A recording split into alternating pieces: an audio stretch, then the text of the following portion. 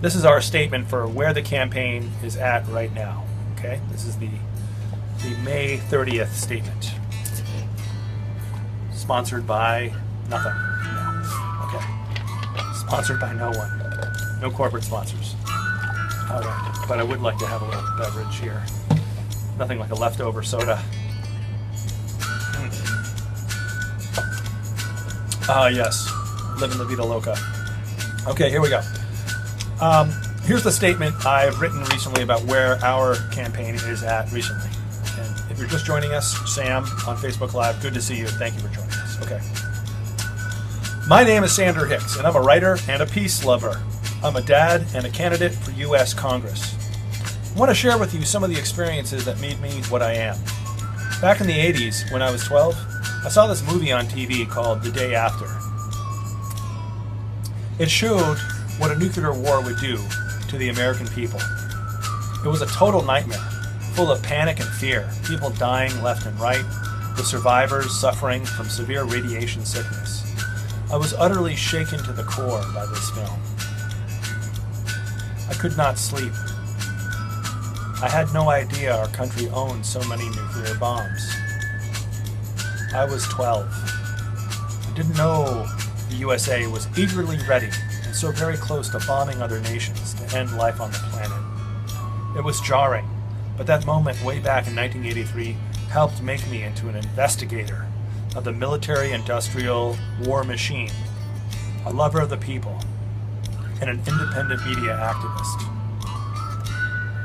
I just want to say, as a tangent, that I recently found on YouTube that movie, The Day After, is actually available now. Anybody can watch it. This is the 1983 movie. It was produced and broadcast on ABC, and it is a media event that was formative in my own life because it showed a little bit of the horrors of nuclear war.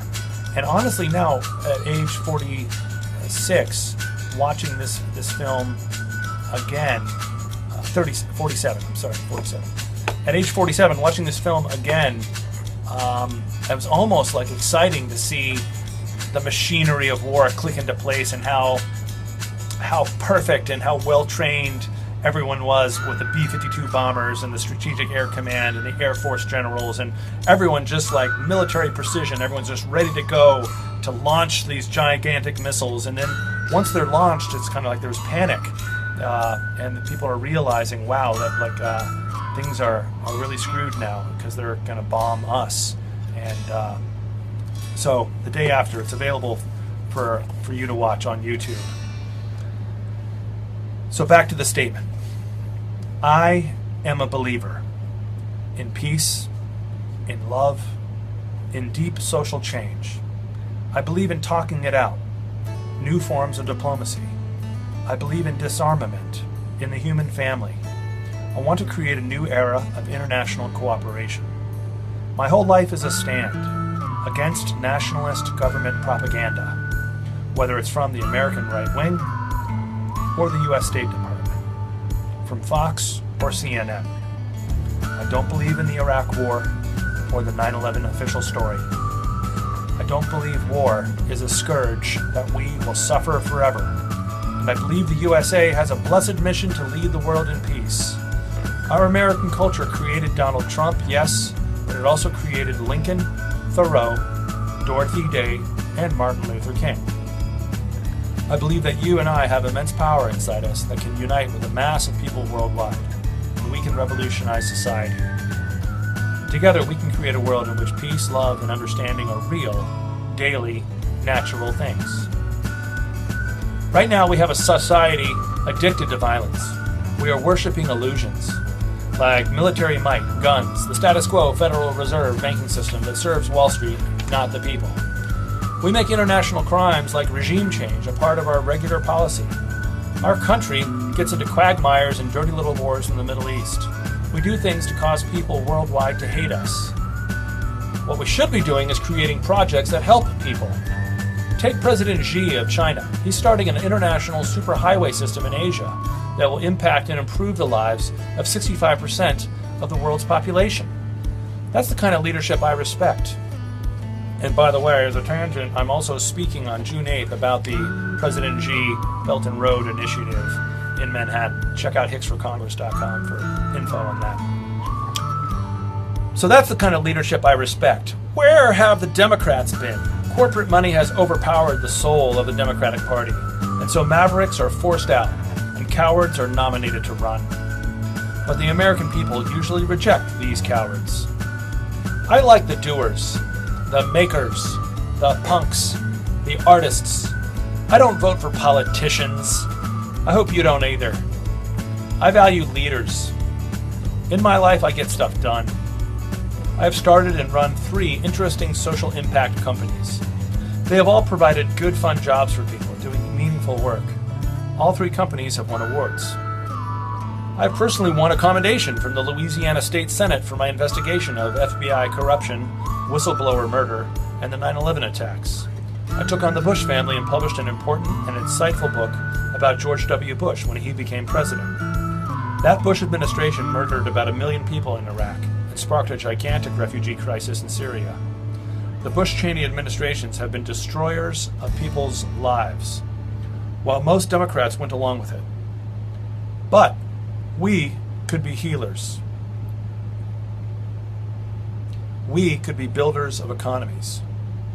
If you read the Constitution, becoming a country of life and light seems to be in our DNA. So what happened? It's the money power. I'm running as a Bernie Sanders-style progressive in a race choked by corporate money, Wall Street Democrats, and bad politics. I'm the only one different in the race with fresh, for-the-people ideas that America needs, like affordable housing, guaranteed basic income, cuts to defense spending, massive cuts, and public interest venture capital. We want to free up funding for innovative companies that will create more jobs. That's right, we're going to free up funding for innovative companies that will create more jobs, instead of buying daisy cutters and depleted uranium-tipped missiles and nuclear bombs that kill people. They kill a lot of people.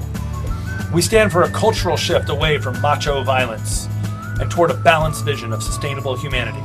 For women, for gender queer and trans equality, for an end to police brutality, for the start of a new kind of justice, for the end of the drug war and racist mass incarceration, and the start of a new economy with wonderful sources of tax revenue from God's green plants. Only this campaign voted for Bernie.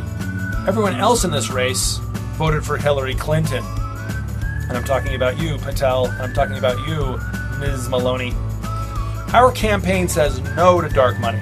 Only this campaign has vowed to advance legislation in Congress to reverse the effects of Citizens United. We can't let dark money dominate this election or any election. I was shocked at how allegations from Trump and CNN seem to work in unison to prompt the recent U.S. bombing of Syria. Do we even know what is fake news? The corporate consolidation of media began in earnest in 1995 with President Clinton's deregulations. These need to be reversed. We need to break up the big media conglomerates because lying to the people blinds us to what is real. Our campaign is running a rebellion against corporate Democrats. We are like the Ramones. We are like the Talking Heads. We are like television hanging out outside CBGBs. That's right, our 12th congressional district invented punk rock. The old CBGB site was in the 12th congressional district. Our 12th congressional district is the district that invented punk rock, and we will do it again. We are out to reinvent rock and roll and American politics. That's what this district is all about. The innovators, the mavericks. We have outspoken creative energy in this district. We have the theater district, the advertising world, the tech hubs, the startups. We are working people and business owners. We are Western Queens, we are Northern Brooklyn, and most of the entire east side of Manhattan. We are an amazing part of the greatest city in the galaxy. We need a fresh, fearless voice to represent us. I was in the Democratic primary race, yes, but now I am taking my campaign out into the general election. I am running as an independent. I won't be on the little ballot in the closed Democratic primary on June 26. But I will be looking for your support in the Major League General Election November 6. It's kind of great. Gives us more time to build it up, people. Are you with me? Give me a thumbs up. The corporate Democrats use their tricks to throw us off the primary ballot. They don't want a fair fight. They realize that I won the last debate that I had with the wealthy corporate Democrat Siraj Patel. And I have publicly accused the centrist incumbent of taking part in genocide for her vote in the Iraq War. It's time to break the silence. It's time to break some rules. It's time to speak the truth about 9/11.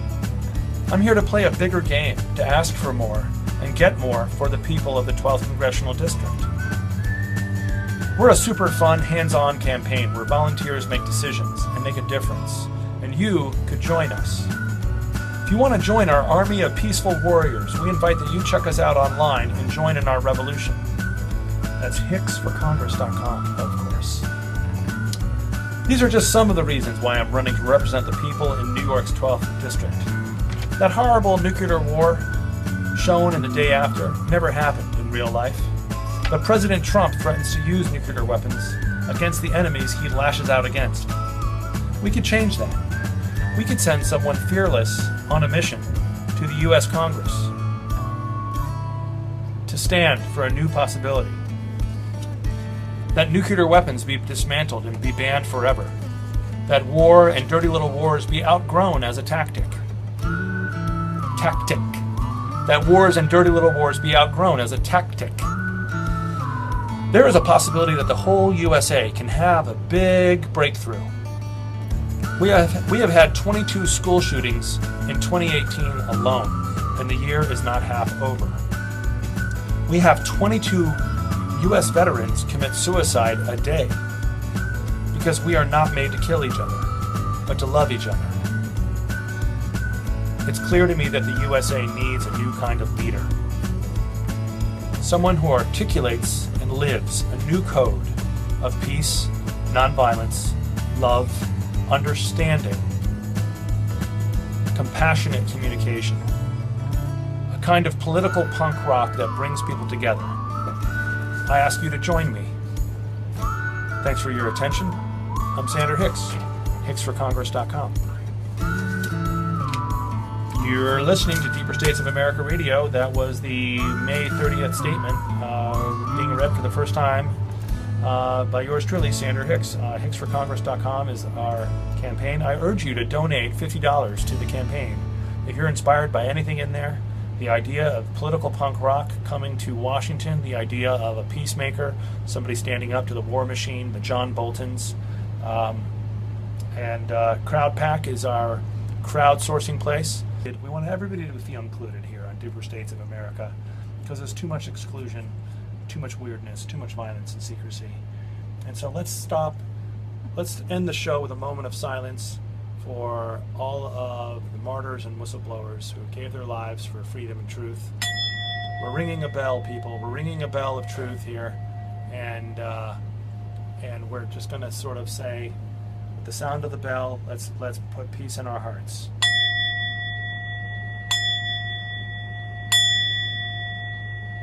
By exposing the darkness of the deep state, may we come into a deeper state of consciousness and realize that we are all peace activists at heart. Even you, Dick Cheney, even you, Donald Rumsfeld, even you, John Bolton, you must transform into an angel of peace and light and not a warmonger. You are Buddha, you are Jesus, that's what's inside you, that's what's true about you. Deeper States of America is what we're capable of.